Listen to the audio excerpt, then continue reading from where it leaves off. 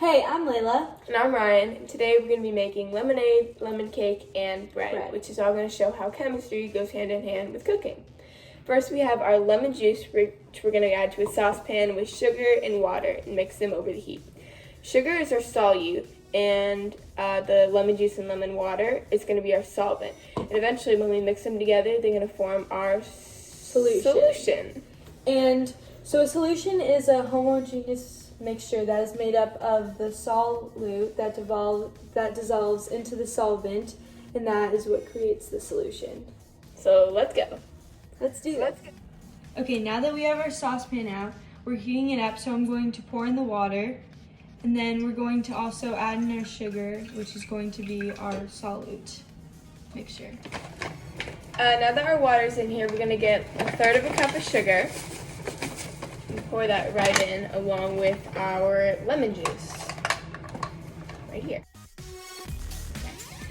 Now that we've mixed our solute, the sugar, with our solvent, the lemon water, we're going to let this simmer over the heat. The heat allows the solute, the sugar, to dissolve into the lemon and water, and that creates our solution, the lemonade. Now that our solution has been created, you're going to see that the sugar is fully dissolved into the lemon and the water, which is our final product, lemonade. Let's take a sip. I think it's hot. As we're mixing our dry batter together, we're going to be adding our flour, baking powder, salt, and our baking soda. Baking soda is what's going to be causing and a part of our double replacement reaction.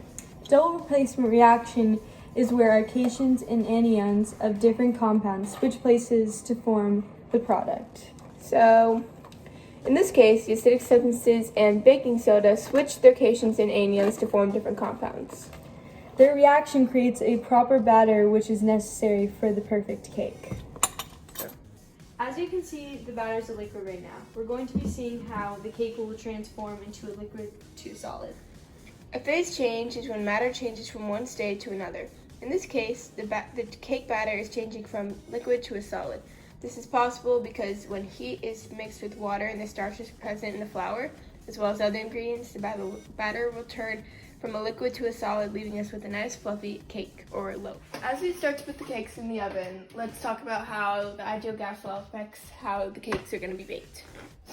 The ideal gas law describes how gases behave under varying temperatures, pressures, and volumes. In the cake mixture, the air bubbles become the amount of molecules is constant, and the gas is in a specific area. The cake is delicate, so when the pressure increases with the temperature, the cake rises and becomes bigger. But when we take it out of the oven, you'll see that it will go down because the temperature has decreased. We will show after. As we're making our bread, let's take note that we're adding sugar and our yeast along with the other ingredients like flour, salt, and water. A leavening agent in bread, our yeast, converts sugar into ethanol and carbon dioxide. This causes the sugar molecules to become smaller, which thins out the batter a bit. This is called decomposition, which is a chemical reaction where one substance is broken down into two substances. For reference, the formula would be A, B together, and then A plus B, where the substance are now two different substances. As you can see, our loaf is now out of the oven and it has turned from a liquid to a solid. Now it's ready to eat. It is also risen too, but yes, it is ready to eat. Yeah. We're about to put our bread in the oven, but first we should talk about how bread is allowed to rise in the oven. Charles' law is an experimental gas law that describes how gases tend to expand when heated. Charles' law, along with a couple of other gas laws, are all responsible for the rising of bread in the oven. Tiny pockets of air from the yeast, as well as other ingredients, are heated and expanded, which causes the dough to inflate. This results in a lighter and delicious finish baked good. Our bread is finally out of the oven and has definitely risen and increased due to the heat from the oven mixed with the yeast. And there's also some tiny air bubbles created by the yeast, like the tiny pockets of air. So, yeah, thank you for watching Chemistry and Cooking.